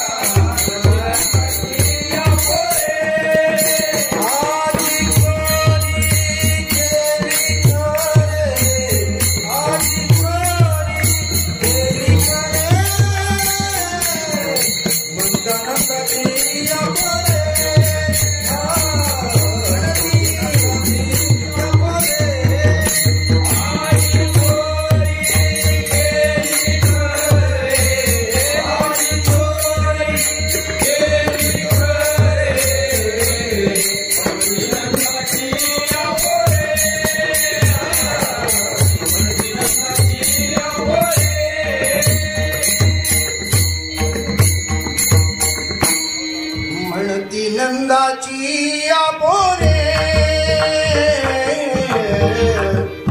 म्हणती नंदाची आपोरे. हा नंद बाबा आहे, त्याचं पोर. नाम उल्लेख केला नाही पण तोच कृष्ण परमात्मा आहे. आज चोरी केलेली जर दिसते ही चोरी यात कोण करू शकत नाही. अशी चोरी करायची म्हणजे आत जायचंय, आतलं लपवलेलं माल करून घ्यायचंय.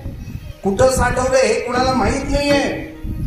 जे साठवलंय जरा माता भगिनींना विचारा, तुम्हाला आपल्याला ते काही काही गोष्टी नाही कळणार. 500 रुपयाची नोट, 1000 रुपयाची नोट होती तेव्हा, 2000ची नोट कुठं ठेवतात शोधून सापडायचे.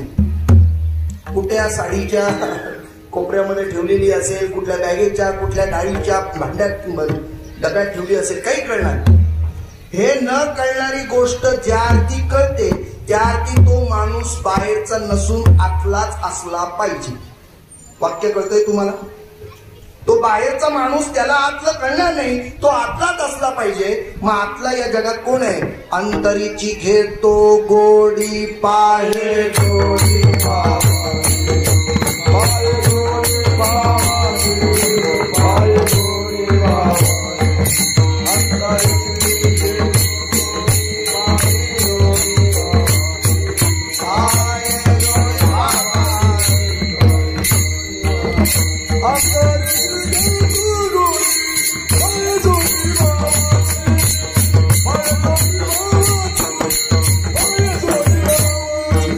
I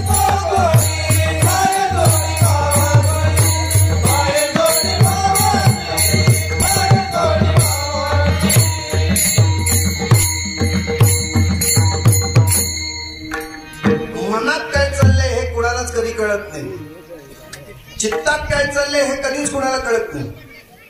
मी एक वाक्य बोलून जातो, मनातलं कुणालाच काही कळत नाही म्हणून बरं चाललंय. काय बोललो कळलं का तुम्हाला? मनातलं कुणाच्याच कुणाला कळत नाही म्हणून बरं चाललंय. देवाने एवढं तरी आपल्याजवळ ठेवले. नाही तर तुमच्या मनात माझ्याबद्दल काय आणि माझ्या मनात तुमच्याबद्दल काय हे जर कळलं तर भांडणं व्हायला वेळ लागणार. आज नवरा बायको एकत्र आहेत एवढंच कारण आहे, मनातलं कळत नाही म्हणून. आपल्या मनातलं जर कळलं तर काय होईल? रोज भांडणं होतील, रोज. पण देव आता जाणता आहे, देव जाणता तो जाणता आहे. त्याला माहितीये मनात काय चाललंय, आतमध्ये काय चालू आहे त्याला माहितीये. म्हणून आतली चोरी करणारा तोच. म्हणती नंदाची आपोरे, काय केलंय? आजी चोरी केली खरे.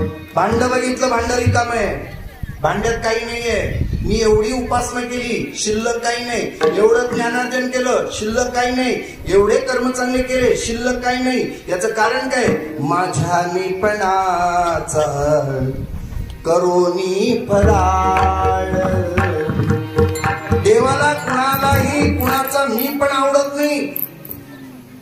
देव सगळ्यांचा मी काढून टाकतो. काढलं की नाही मी? हो तरी म्हणा आता, कबूल करा सगळ्यांनी. मी म्हणणाऱ्यांना करोनाने दाखवलंच की नाही?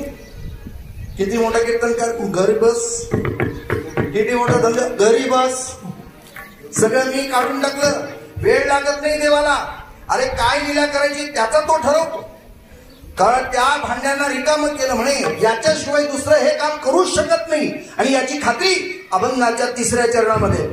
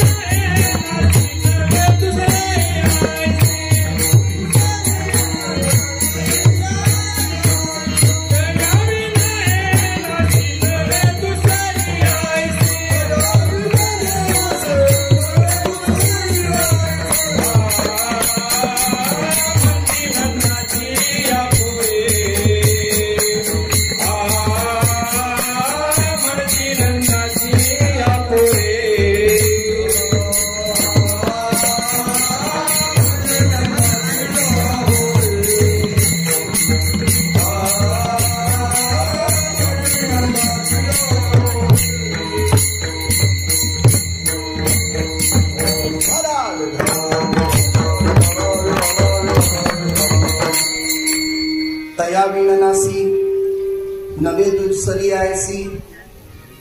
सगळी कामं सगळ्यांना जमत नाहीत बरं का.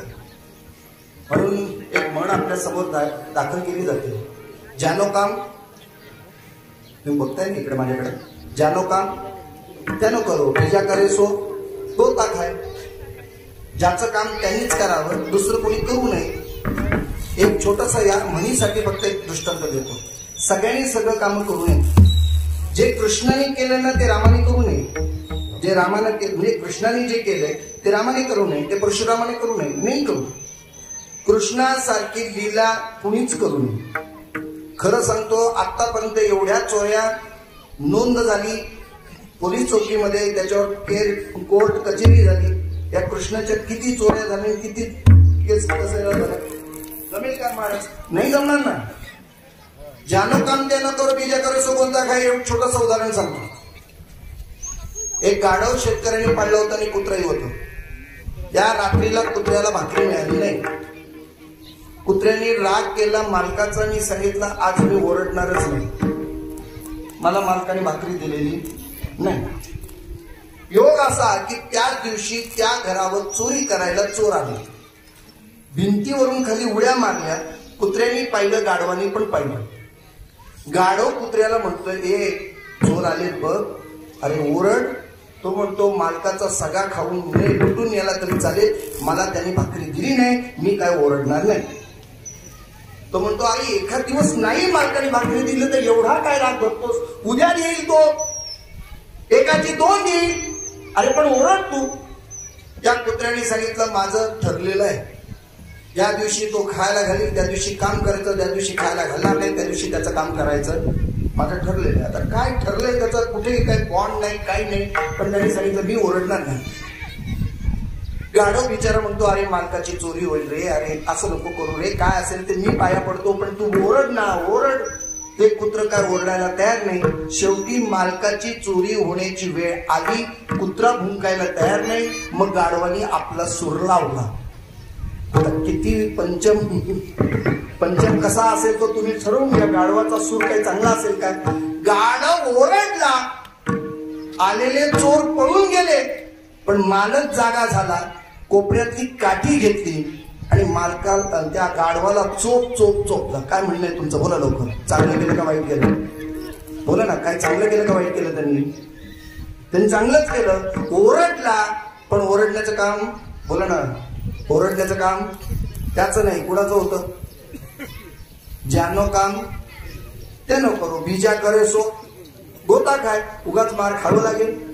तसं भगवान कृष्णांनी ज्या खोड्या केल्या त्या त्याला शोभतात, बाकीच्यानी करू नये, नका करू. एक उदाहरण अजून परत सांगतो. बिरबल बादशाहच्या गोष्टी ऐकल्या त्यामध्ये सांगतो.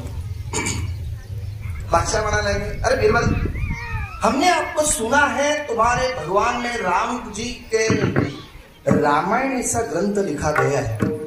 अरे वो तो भी राजा थे, हम भी तो राजा है, क्या हमारा ग्रंथ नहीं बन सकता. बिरबल विचार करतोय, अरे याचा काय ग्रंथ बनवायचा, काय खातो, काय राहतो, काय याचं बरोबर, पण दरबारात सेवा करतो ना, त्याची नोकरी करतोय. बिरबलाने विचारलं, क्यों नहीं बन सकता है.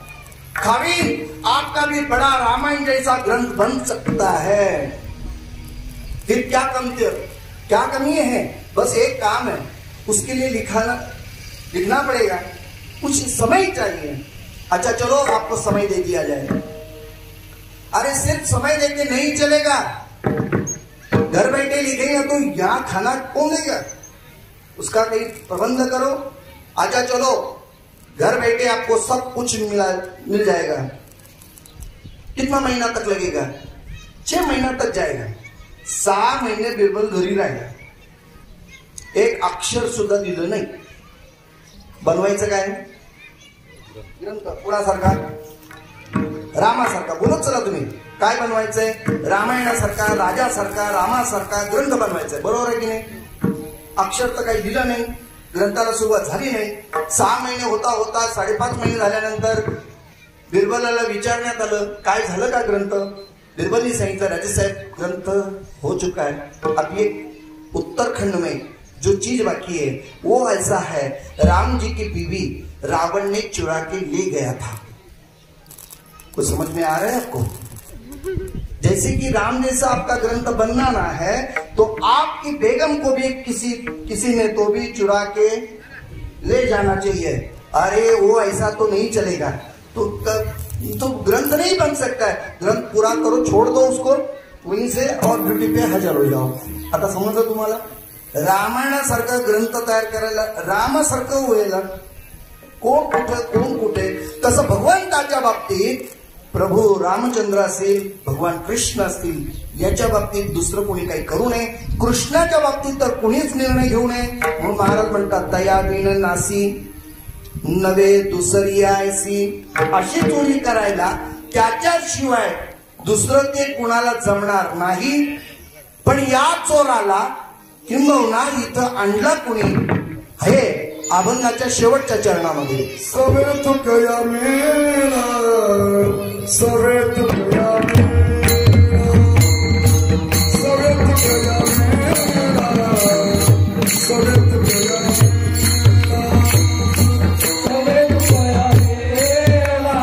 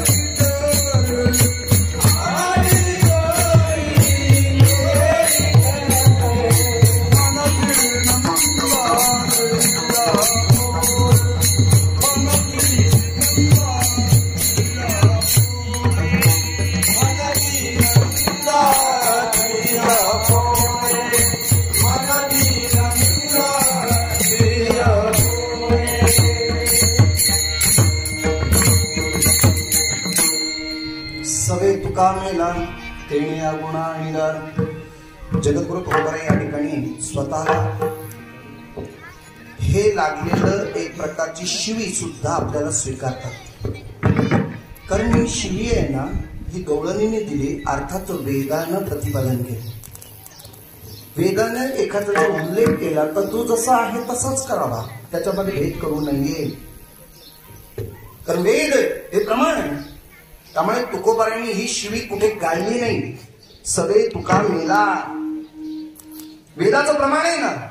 ह्या गवळणी वेदांच्या रुच्या आहेत आणि त्या जर म्हणत असतील तर ते गाळणं आपला अधिकार नाही. म्हणून तुकोबारायांनी ती गाळली नाही. माणसं आपलं कौतुक करताना आपल्याला अपमान कधी कुणाला जाहीरपणे सांगत नाही, पण तुकोबारायांनी आपला अपमान सुद्धा जाहीरपणे सांगितलं, सवे तुका मेला. या तुकोबारायांनी त्याला इथं आणलं, कारण आणण्याकरता सुद्धा तेवढ्या योग्यतेचा असावा लागतो. मला बसलेल्या लोकांनी सांगा, एखाद्या राज्यमंत्र्याला जर इथं आणायचंय आपल्या कार्यक्रमाला उपस्थितीत, तर गावातला शिमडा मुलगा पाठवून चालेल ना?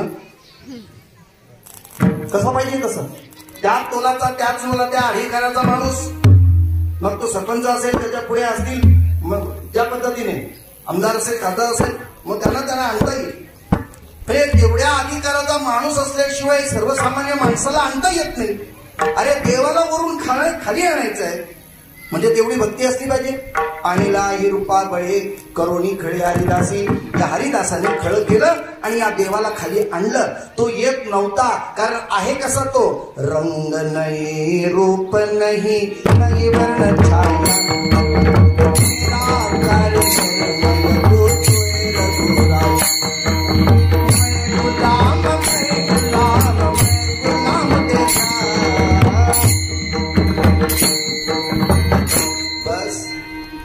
रंग नाही रूप नाही नाही वर्ण छाया.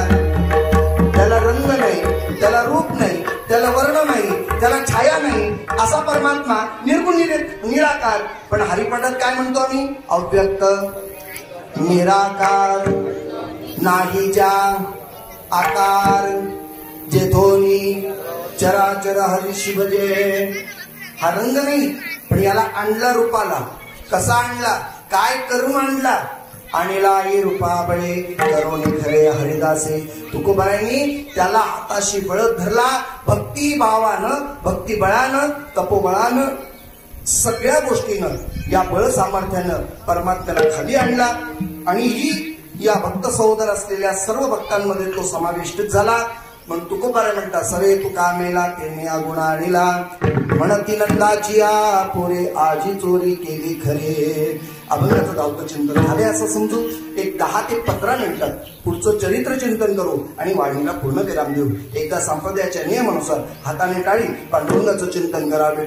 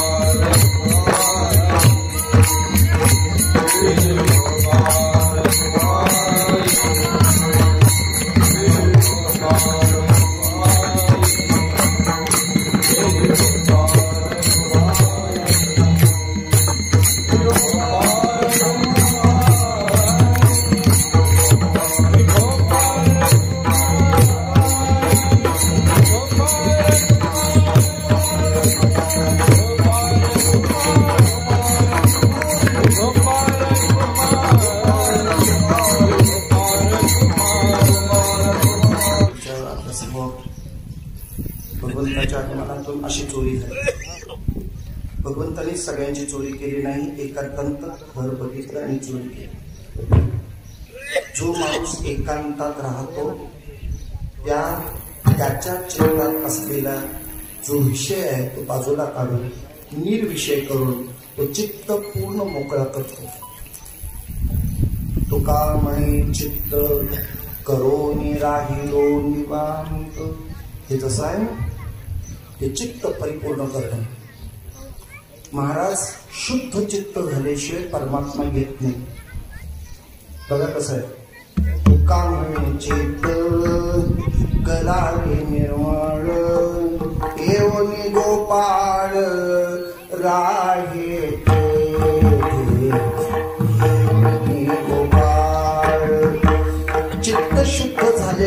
परमात्म्याचं आगमन होत नाही. म्हणून गोकुळातल्या सगळ्या गवळणींची चोरी केली. त्यांच्या चित्ताचा विषय देवाने खाऊन टाकला, बाजूला केला, निर्विषय केला आणि परमात्म्याने त्यांचं वास्तव्य केलं. त्यांच्या चित्तात देव आला. ती चोरी जशी परमात्म्याने केली तशी तुमच्या आणि माझ्या घरी सुद्धा चोरी व्हावी. लक्षात येते ना? ते घर नाही. कुठलं घर? हे आपलं घर आहे. या चित्तामध्ये काय काय विषय चालतात विचार करा. तुमच्या आणि माझ्या प्रत्येकामध्ये काहीतरी वेगवेगळे चित्तातले विषय असतील. हे निर्विषय झाल्याशिवाय परमात्मा येत नाही, परमात्म्याचं आगमन होत नाही. आणि अशी परमात्मा चोरी करत नाही. म्हणून ती करावी म्हणून गोकुळांनी वाट बघावं. तसंच या ठिकाणचं चिंतन आहे. जर ऐकूया आपण, लगेचच मी चिंतनाकडे येतोय. भगवान गोपाळ कृष्ण लहान होते म्हणजे आता सगळंच सांगत बसत नाही.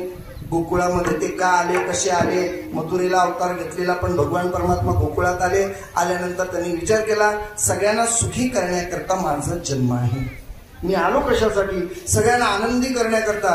म्हणून भगवंतांनी घरातून बाहेर पडताना आईला विचारलं. आई लहान असताना, रांगत असताना, ही एक गोष्ट अशी आहे की ती परमात्म्याने जेव्हा स्वीकारली तेव्हा करण्याचा प्रयत्न केलाय. ती गोष्ट सुद्धा महत्वाची आहे. नीट ऐका बरं का. समाधान हे देत असताना बाहेर गेल्याशिवाय, अनेकांमध्ये आल्याशिवाय आपल्याला समाधान देता येत नाही. घरात बसून लोकांना समाधान होत नाही. लोकांमध्ये गेलात की तुम्हाला वा एवढी मोठी व्यक्ती पण आमच्या कार्यक्रमाला उपस्थित झाली बरं का, समाधान वाटलं की नाही? घरात बसून मोठेपण आलं असतं का? समाजामध्ये गेल्याशिवाय मोठेपण येत नाही. म्हणून एक लक्षात ठेवा, स्वतः करता जगतोय त्याला मोठेपण नाही. जो समाजाकरता जगतो तोच खरा मोठा आहे. विठाला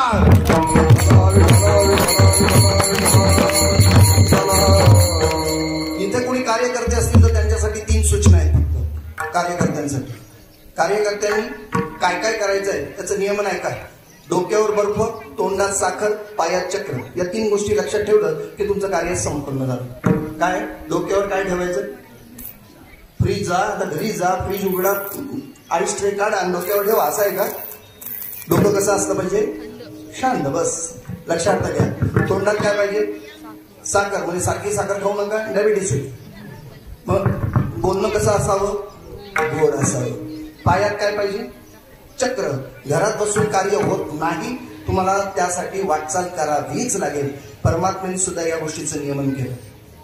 आपल्याला शांत डोकं राहिलं पाहिजे म्हणून परमात्म्याने क्षमा नावाचा गुणधर्म आपल्यामध्ये यावा म्हणून देवानी माती खाल्ली. लक्षात येते तुमच्या? तक्रार केली त्याची, आई ग आई नाही खाल्ली गया माती. अरे पण बळीराम दादा सांगतो ना, बळीराम दादा हो बळीराम दादा, बळीराम दादा खोट बोलतो, घेतो भांड मजवरी नाही खाली गम्या.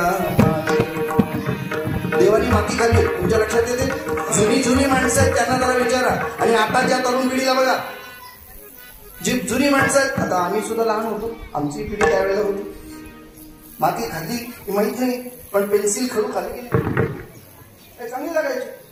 हे मातीचाच एक भाग आहे. म्हणजे कल्पना करा, माती खाणं म्हणजे क्षमा नावाचा गुणधर्म अंगीकृत करणं. क्षमा आपल्यामध्ये निर्माण झालं पाहिजे. क्षमया धरित्री, या धरणी मातेनं आपल्यावर क्षमा नावाचा गुणधर्म स्वीकारला. मग भगवंतांनी ती माती घालली आणि तेच गुण आपल्यामध्ये आले. हळूहळू रांगत बाहेर गेला. गेल्यानंतर सगळ्या बाळ गोपाळांना पाहिलं. सगळे बाळ गोपाळ असे बारीक झालेले दिसले. मग त्यांना सगळ्यांना विचारलं, का रे तुम्हाला कोणी खायला देत नाही का? म्हणे सगळं बाहेर जातं मथुरेच्या ठिकाणी. मग त्यांनी सांगितलं, एक काम करा, मथुरेला जाऊन राक्षस उन्मत्त होण्यापेक्षा आपले भक्त मस्त झाले पाहिजे. देवानी सांगितलं, आजपासून निर्णय सांगा, माझा निरोप द्या सगळ्यांना. गोकुळातला माल मसाला अर्थात दूध दुग्ध हे मथुरेत जाणार नाही आणि जो कोणी नेईल त्याच्यावर कायदा लागू होईल. पण बरीच माणसं हुशार निघाली, रात्रीच्या रात्री पळून जायला लागली. दिवसा नाही, रात्री जायचे विकायला. आणि हे कळल्याबरोबर भगवंताने ठरवलं, आज म्हणे यांची अशी जातात ना रात्री, आता यांची रात्रीतच चोरी करू. मग काय, सगळ्या गोपाळांजवळ केलं आणि चला म्हणे चोरी करायला जाऊ. मग या घरी चोरी, उद्या त्या घरी चोरी करता करता सर्व घरामध्ये चोऱ्या होऊ लागल्या. त्यांचा माल जायला लागला. मग पुण्यात सगळ्या गवळणी एकत्र आल्या. म्हणतात या गोकुळामध्ये ही चोरी व्हायला लागली. आतापर्यंत गोकुळात कधी चोरी झाली नव्हती, पण हा कृष्ण आलाय ना, म्हणती नंदाची या पोरे आजी चोरी केली खरे, चला म्हणे त्यांची तक्रार करायला. मग सगळ्या गवळणी निघाल्या. कुठं? भगवान कृष्णाच्या दरबारामध्ये, अर्थात त्याच्या घरी. त्या गवळणी यशोदेला सांगायला लागल्या, गवळण सांगती गाराणी रात्री आला चंद्रपाणी. गवळण सांगती गाराणी रात्री आला चंद्रपाणी. आवडी कैकुंठे मधुरे ओढे आवडे विरंजनी.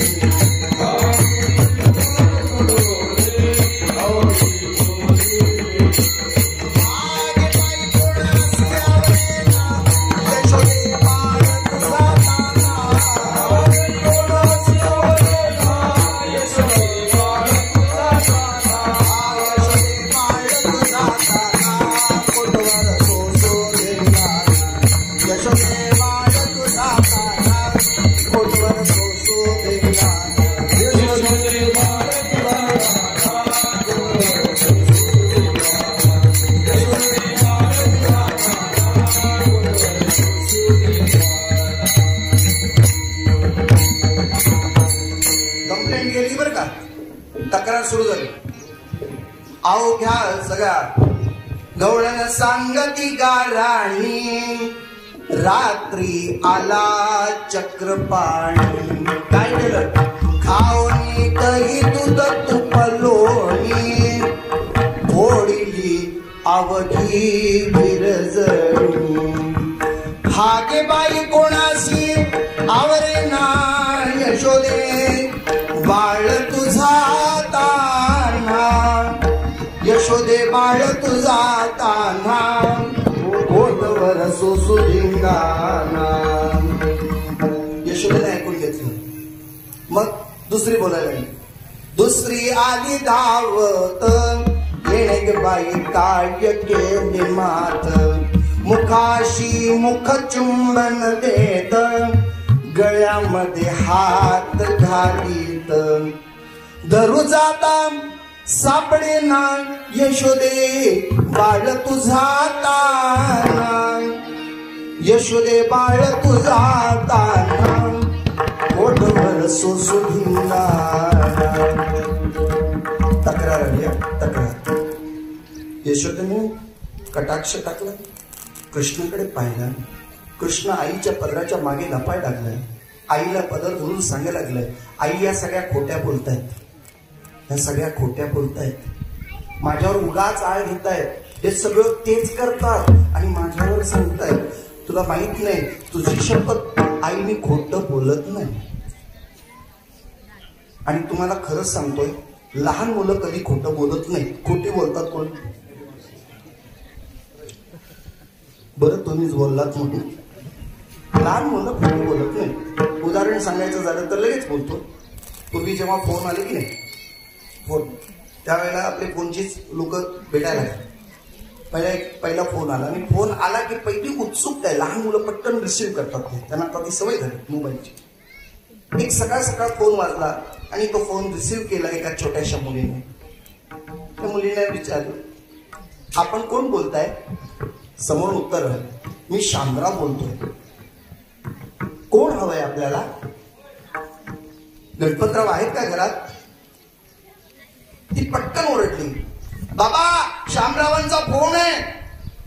बाबांनी तिथूनच खून केली, मी घरात नाही म्हणून सांग. काय कळलं तुम्हाला? द्यायचे 5,000 रुपये, तो येईल आता घरी.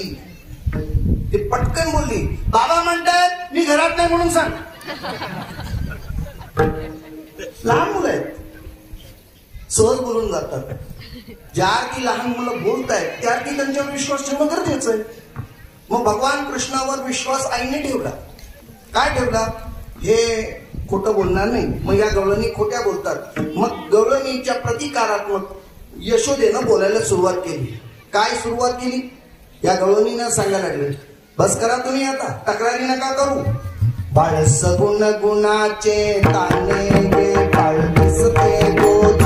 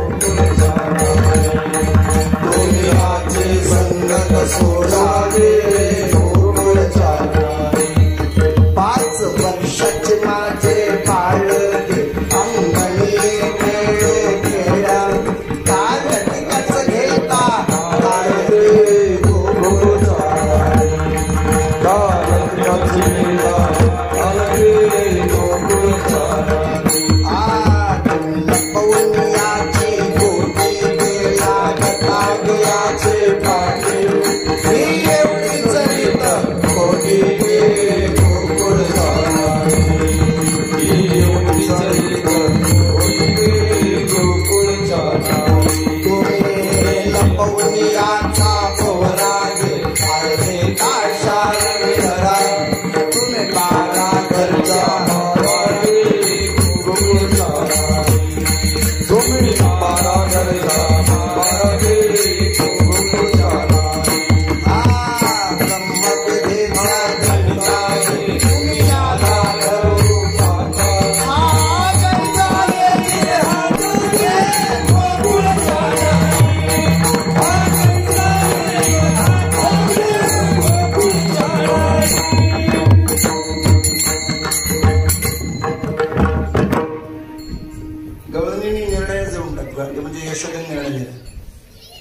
हा ब्रह्मविधीचा जनिता गे तुम्ही याला धरू पाहता हा कैसा येईल हाताले गोकुळ जाणारे ते गवळण म्हणाले यशोदे नाकवर करून बोलू नकोस सांग तुझ्या कृष्णाला ये माझ्या घरी इतर गवळणींसारखी नाही तुला बांधून ठेवली तर नावाची गवळण नाही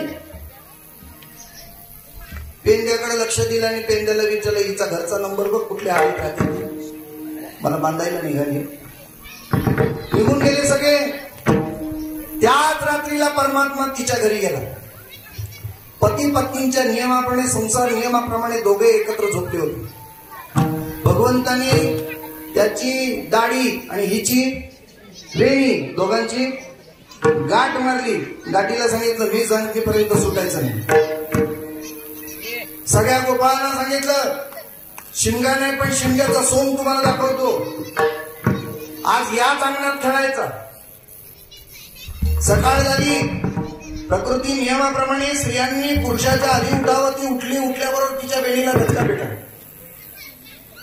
बरं तिच्याच वेणीला गचका मिळाला असं नाही त्याच्या दाढीला बांधलं होतं ती उठल्याबरोबर इतक्या वेगाने उठली की त्याची दाढी सुद्धा खेचली गेली आणि उशीवरनं डोकं आपटलं तो म्हणतो खाऊन खाऊन माझी दाढी ओढतेस ती म्हणते मी कशाला दाढी ओढत तुम्हीच वेणी ओढताय काय वेळ काय आहे की नाही तुम्हाला काही कळतं की नाही किती वाजतं पाहून बघतायत तर काही नाही ओढाओढी काहीच नव्हती तर काय मारली होती गाठ मारली होती कल्पना करा तुम्ही साध्या ब्राह्मणांनी लग्नात मारलेली नवरा बायकोची गाठ मरेपर्यंत सुटते का एकदा ब्राह्मण म्हणतो की गाठ मारून तुमचं लग्न लागलं म्हणून आयुष्यभर ती गाठ तशीच राहते ही परमात्म्याने गाठ मारलेली कशाला सुटते उठल्यानंतर प्रयोग सुरू झाले कोयतीने कापायचंय कोयतीपर्यंत दोघेही गेले आतमध्ये घरामध्ये व्यवहार होता तोपर्यंत ठीक आहे ती होती 6 फूट उंच आणि हा होता 1.5 फूट तुम्ही म्हणा हे लग्न झालं कसं बालपणात तू लग्न झालं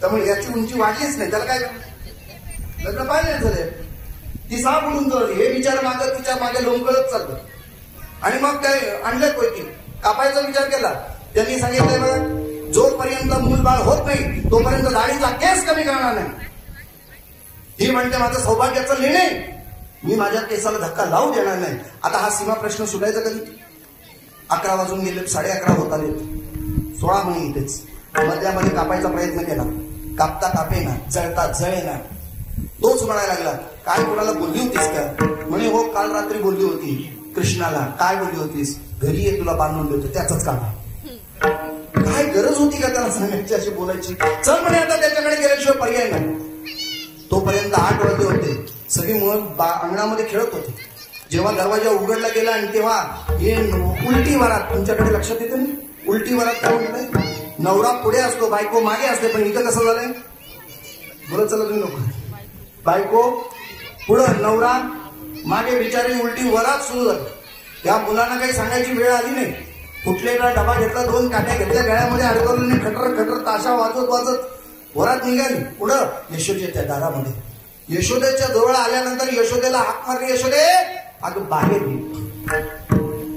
तिसरी आली धावोनी येणे गे बाई काय केली करणी पतीची दाढी माझी वेळी दोघीसी गाठ देवोनी गाठ बाई कोणाची सुटेना यशोदे बाळ तुझा ताना यशोदे बाळ तुझा ताना ओठवर सोसू धिंगाणा बस मग भगवान परमात्म्याने विचारलं, देवाने तिच्याकडे बघितलं, तिने यशोदेला सांगितलं, चुकले मी, बोलू नये, पण त्या कृष्णाला बोले गाठ सोडण्यासाठी सांगू.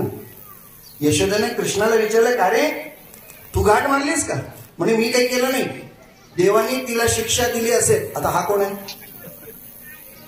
देवानी तिला शिक्षा दिली असेल, त्याला मी काय करू? मग काय करायला तर करता येईल, सूर्यनारायणाला नमस्कार करायला सांग, गाठ आपोआप सुटेल. भगवंताला अनन्य भावाने शरण गेला की ही प्रकृती पुरुषाची गाठ आहे, ती सुटली जाते. जन्म मरणाच्या गाठी सुटायच्या असतील तर तुम्हाला आणि मला भगवंताला शरण जावं लागेल. विठाला अशा रोज फोड्या व्हायला लागल्या, रोज चर्चा व्हायला लागल्या. आणि मग चोऱ्यांचे सुसराट झाला, सगळ्या चोऱ्या ऐकल्या आणि यशोदेनंच आता मात्र भगवान कृष्णाला आवडलं. कृष्णा बस आता, कारण तक्रारी येऊ लागले ना. यशोदे कृष्णाला सांगावे, यशोदे कृष्णाला सांगावे, गोकुळी राहावे का, राहावे का.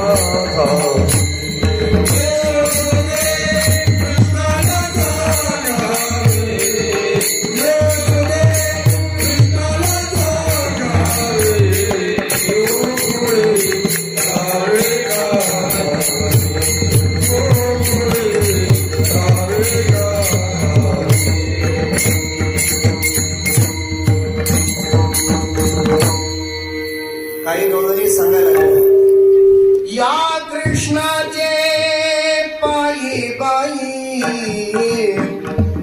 या कृष्णाचे पायी बाई, येथे आम्ही राहत नाही, नाही नाही, येथे आम्ही राहत नाही.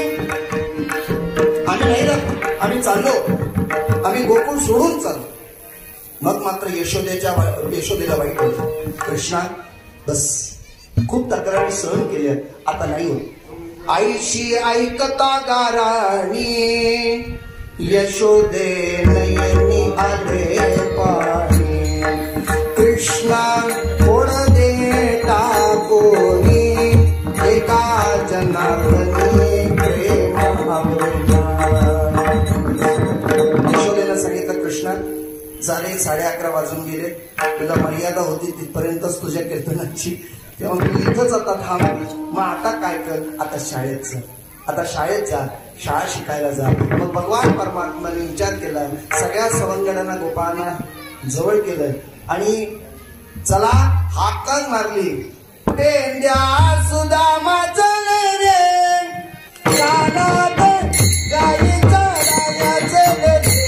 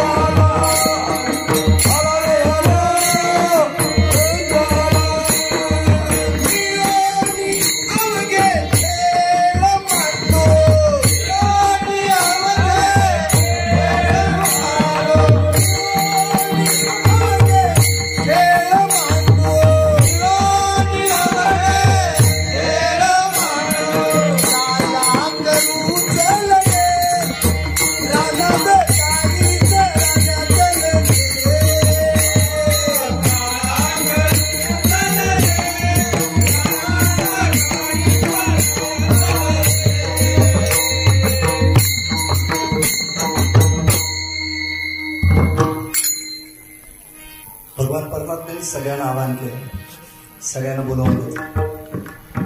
जरा अध्यात्म सांग थोडस, लगेच सेवा संपवतो. गायी राखायच्या हे प्रशिक्षण आहे. तुमच्याकडे किती गायी आहेत? गायी आहेत का? कोणी म्हणते एक आहे, कोण म्हणते दोन आहे, एक माणूस आहे गायी. ऐका, तुमच्या आणि माझ्याकडे सगळ्यांकडे गायी आहेत. किती गायी आहेत ते आपण मोजून ठेवा. 5 कर्मेंद्रिय, 5 ज्ञानेंद्रिय आणि 11वं मन. किती झाले एकूण गायी? 11 गायी आहेत सगळ्यांकडे. आता या गायी राखायच्या आहेत, गायी सांभाळायच्या आहेत. सांभाळायचे त्यांना गोपाळ म्हटलंय. गायी राखायला शिकवलं त्यांना. हे 5 कर्मेंद्रिय, 5 ज्ञानेंद्रिय आणि मनाला कसं आवरायचं याचं प्रशिक्षण गोकुळातून यमुनेच्या तीरावर झालं. पूर्वीचे जे गुरं राखत होती त्यांना गोपाळ म्हणायचे, बरोबर की? त्यांना काय म्हणायचे? गोपाळ. आपल्याकडे काय म्हणतात? हा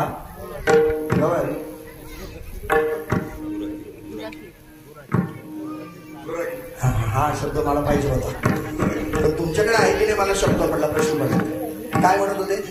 गुराखी. काय शब्द आला? गुराखी. खरं गुराखी नाहीये शब्द. कसा आहे तो ऐका. शब्द भ्रंश होतो, अपभ्रंश होतो. कसा आहे? गो राखी, गो राखी, गो राखी हा शब्द गुराखी झाला. लोकांना वाटायला लागलं गो राखी बरं नाही म्हणून गवारी काढला. हा आम्ही नवीन काढलेला शब्द. खरं म्हटलं गो राखी हा शब्द नाही. त्यामध्ये ऐका आता, पूर्वीचे गोपाळ पुढे चालायचे आणि गायी त्यांच्या, कळतं ना तुम्हाला? गोपाळ पुढे चालायचे, गायी त्यांच्या मागे जातात. आता गुराखी बद्दल बोला. बोला. गायी पुढे असतात, गायी पुढं आणि गुराखी माग. त्याचा अर्थ कळलं? इंद्रिय इतकी बलवत्तर आहेत, इंद्रिय सैराट पळतायत आणि आता आवरायला गेलो तर ती आवरली जात नाही. प्रशिक्षण इथं आहे. परमार्थ आम्हाला काय शिकवतं? आमच्या इंद्रियांवर आम्हाला ताबा मिळवता आलं पाहिजे. यदा आपण मंदिरात झालं तर मंदिरात पहिला कासव ठेवले, बघितलं की नाही आपण? त्याचं दर्शन घेऊन आतून जातो. काय कासव सांगतो? यदा संवरते चाहम कुर्मो गाणी व सर्वशः. ते कासव जेव्हा पाहिजे तेव्हा आपले अवयव बाहेर काढतं आणि तसंच काय वाटलं तर सगळी इंद्रिय काय करतो? आत घेतो. एवढं आम्हाला कंट्रोल करता येतं का? हे शिकायचंय आम्हाला. परमात्मा भक्तीत हेच शिकायचंय आम्हाला. भगवान परमात्म्याने इंद्रिय राखायला नाही करता सगळ्यांना शिक्षण सुरू केलं. बस 5 कर्मेंद्रिय, 5 ज्ञानेंद्रिय आवरायला यशस्वी झाले. पण गंमत अशी झाली, भगवंताची एक गाय होती, तिचं नाव होतं मनेरी. आणि ही मनेरी चलत चलत चलत चलत अशी कडे लोट होईल इथपर्यंत जाऊन पोहोचली. दुपारची वेळ होऊन गेली, 11:35 झाली आणि सगळ्या गोपाळांनी सांगितलं, देवा आता बस, उपवास पण आहे, काय बक्षी सोडायची, लोकांना जायचं आहे, पुढे प्रसाद करायचा आहे, आवडा. खांदी भार पोटी भूक, काय कीर्तनाचे सुख. कशाला उगाच आवडते का? आवडतो. मग भगवान परमात्म्याने सांगितलं, चला वळू गाई बैसू जेवू येते नाही, बहु केली वळवण पाय पेटी झाला शिन.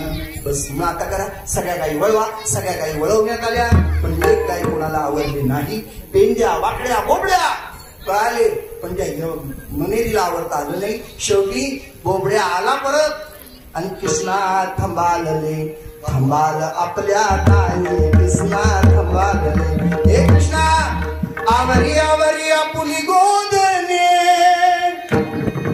हे कृष्णा आम्हाला आवडता नाही येत रे, ही मनेरी आहे, कुणाला आवडता येत नाही, तुझ्या तूच आवडलीस तर शक्य आहे.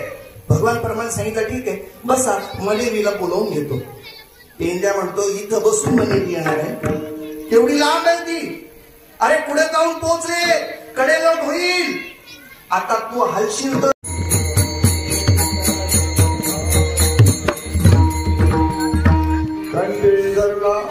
खडकी सोडी येया मोठा